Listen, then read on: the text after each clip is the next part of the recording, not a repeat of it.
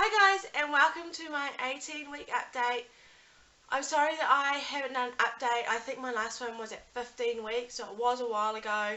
We've just been really busy, and then the past week we've kind of had a lot happen, which I'm going to go into soon. I am once again sick with the flu, so mind the way that I kind of talk. I've got to kind of stop and clear myself because I just feel it all like blocking up.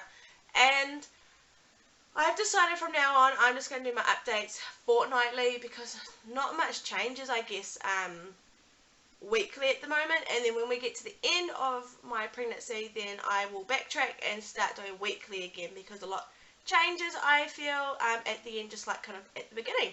So for now, I'm just going to do fortnightly updates unless something really does happen. So the next time I see you guys will be in my 20-week update. We're nearly halfway. I can't believe how fast it's gone, and I think just because we've been so busy, we've just been flat out with everything, and yeah, it's just going by really quickly. First thing I wanted to talk about was what has happened this week.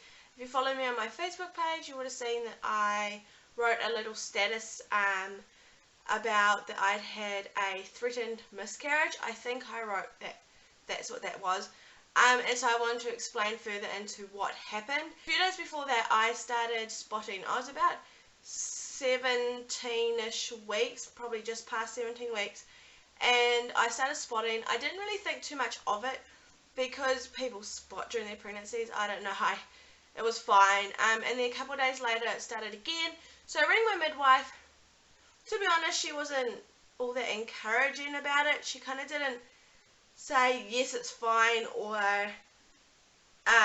go to the hospital. She kind of just said if you feel like you want to go to the hospital, go. I'm kind of not under her at this point. I mean, of course we have our midwives, but if something was to happen now, I do have to go to hospital. She doesn't actually deal with it until I turn 24 weeks if something was to happen to the baby. Next I started having a lot of back cramps, and it was just like pulling, and then it would just sit there like squeezing my back and then let go, and I just started worrying about it.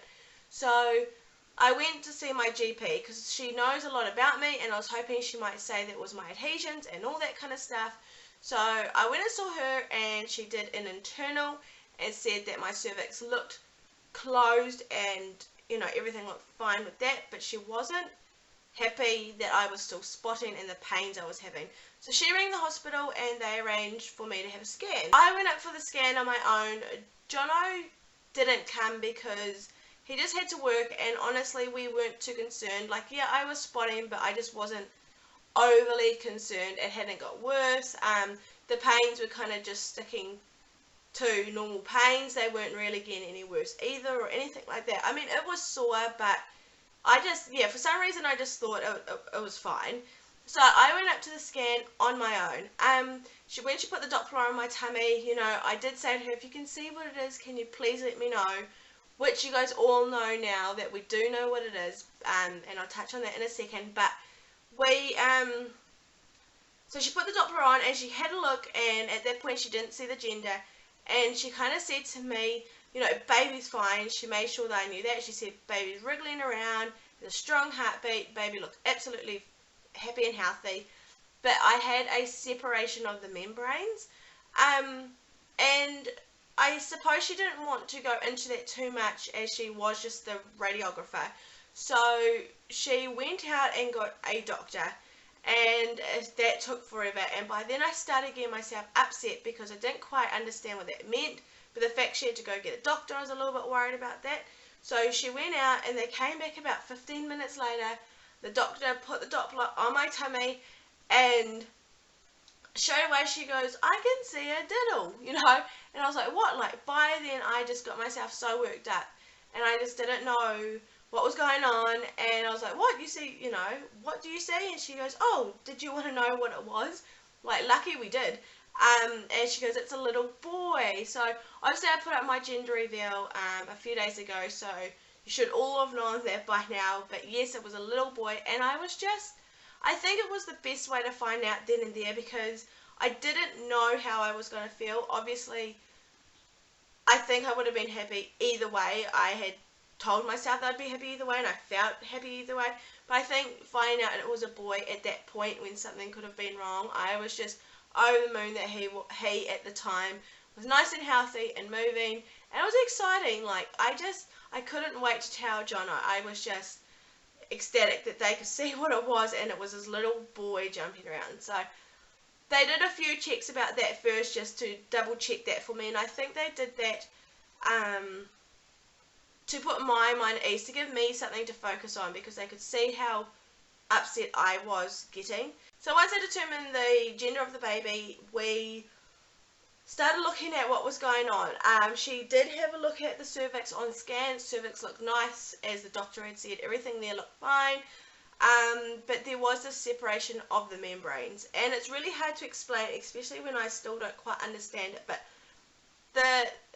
the membranes had started, like, they're stuck to the wall of my uterus, and then down the bottom they've come away from the wall, and then I had this little thing of fluid sitting under the baby's head, and because the membranes had come away from the wall of the uterus, and then there was a little bit of free fluid, they did start talking about if maybe my membranes had ruptured to a point, or if you know, they had leaked a little bit. Obviously they weren't at the time. They could see that they were sealed shut and there was plenty of fluid for the baby, but with the spotting and everything I'd had, and then that complication, they did send me through to A&E, which that was a mission in its own, because the kids were kind of temporarily being looked after. Jaden had a show that night, so I texted around and I told everyone, you know, just don't worry about it, they're just doing double checks.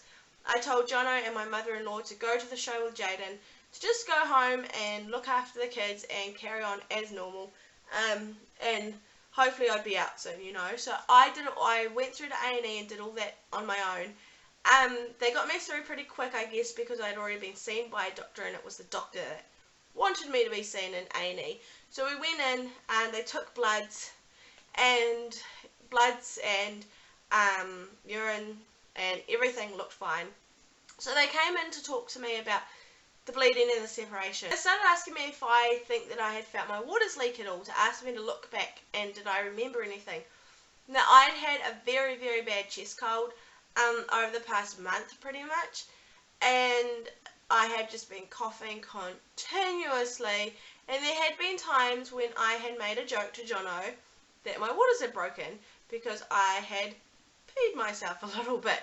And so I did tell them that. I did say, no, there were times, and they said that it could easily be mistaken, because obviously I hadn't had a gush of waters. It was, they just think that they had leaked a little bit, and so it could have been very much that, and it was kind of, I couldn't determine it. They kept me in overnight and to observe it, because she's obviously said if something was going to happen, I would want to be in hospital for that. It's not something you want to go through at home. So they kept me in. By the morning, everything had calmed down, and I felt quite confident. And he was moving around so much, he was jumping around. I felt very confident that he was fine, and I just felt like if something was about to happen, it would be happening now. So they did let me come home. Now, before they let me come home, they did tell me that it was a threatened miscarriage. They have diagnosed me with a threatened miscarriage. And the other thing is that this pregnancy, as well as being as it's not high risk, but just the aches and pains and everything else that's going to come with it, with my growing uterus and the adhesions and everything, with the separation of the membranes, they're not sure what that's going to do. They're not sure if it will keep separating and my waters will break and I will have to have the baby preterm. I'm only 18 weeks. They're not sure if I could still lose it either way because of the spotting, but obviously a lot of people have a bit of spotting.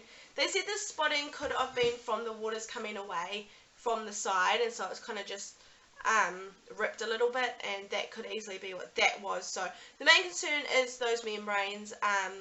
They've told me, I mean, I will have to take it easy, because obviously I don't want to cause them to rupture at any point or come away even more. But at the same time, the doctor has told me, I had quite a open, stern doctor come in and talk to me. He said to me, go home and just carry on the rest of your pregnancy like you always would. He said, no risks, he doesn't want me to be overly careful of anything. He said, just at your own pace do things. Pretty much, he said, if something's going to happen, it's going to happen, and I can't stop that from happening. If it happens, it's not my fault. It's something that's just happening. He says sometimes the bag of waters can just not form as strong as they usually do, and I could just have preterm rupture of the membranes if that does happen. We can't stop that from happening. So we are just going to carry on with the pregnancy. Of course, you know, if they rupture, the baby can still live inside of me, but there's not a very big success rate. Usually the baby would stay in there for another 5-ish weeks, sometimes more. But they haven't had the fluid to practice breathing that in, and there's not really the best survival rate. The other thing is we want to at least get to 24 weeks, obviously, before anything happens, because their baby is viable, and then we want to obviously just get further down the track. He said to me, I've got just as much reason to get full term as I do for myself to lose the baby tomorrow. So really, it's just one of those things where we cross our fingers and hope that he stays in there, hope that my body does what it's meant to, and we get to the end. I'm not going to stress about it. I can't change it. I'm just going to enjoy it how it is. As long as he is kicking and happy, I'm not worried. I continually have horrible throbbing backaches. I do cramp a lot. I'm not sleeping very well at night because I am uncomfortable. I don't know if it's warnings of anything going to happen, if it's just normal pregnancy aches and pains. I don't know, and I'm not going to dwell on it. I'm not going to run to the hospital every time something happens, and all of that kind of thing. So they have told me what to expect if something was to happen and what to do, which is obviously I need to go to the hospital. It's not the type of miscarriage I want to deal with at home.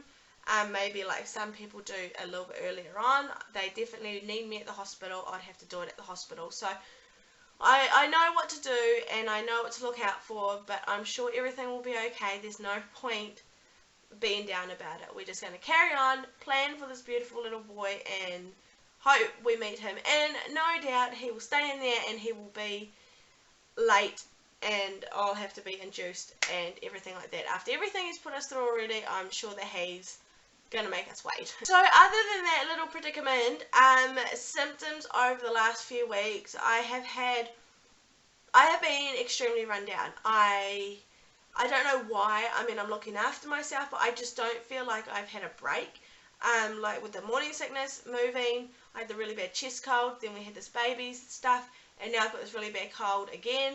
I just don't feel like I've been given a break. I feel exhausted. I can't yet tell you guys that I've had a moment where I feel so energetic and feel good. At 18 weeks, I still haven't got there. I still feel quite yuck and just, ugh. So, yeah, I've had quite a stuffy nose, which obviously because I got sick, but even before I started feeling this come on, I had a real stuffy nose. And the other thing I've had is I had 24 hours of the worst migraine ever. Again, that could have been just with everything going on, but I do remember with Jaden, I spent a day in bed with a migraine, and this one was horrible. I was up throwing up. I was just hot and shaky. My head, I couldn't even open my eyes and look around. I couldn't move. And then I went to bed that night, got up, and I felt fine. So, but that's what's happened. I've definitely had a horrible migraine already this pregnancy, and I hope to not have any more. On the good side, I guess my nails are growing, my hair's a lot thicker. I kind of feel like once I kind of wash my face in the morning and moisturize, I'm getting my skin starting to look a lot nicer, like kind of a pregnancy glow, maybe, so to speak. I think that's all I have to update everybody on. It was a long video, but I did want to let you guys know what happened with hospital. And then symptom-wise, I've just been feeling crap. Like, nothing new or anything like that, just, I still haven't got that burst of energy that everyone talks about. And I'm hoping once I hit 20 weeks, the second half of the pregnancy, or at least some of it, will be smooth sailing. Anyway guys, I will see you guys in my next video.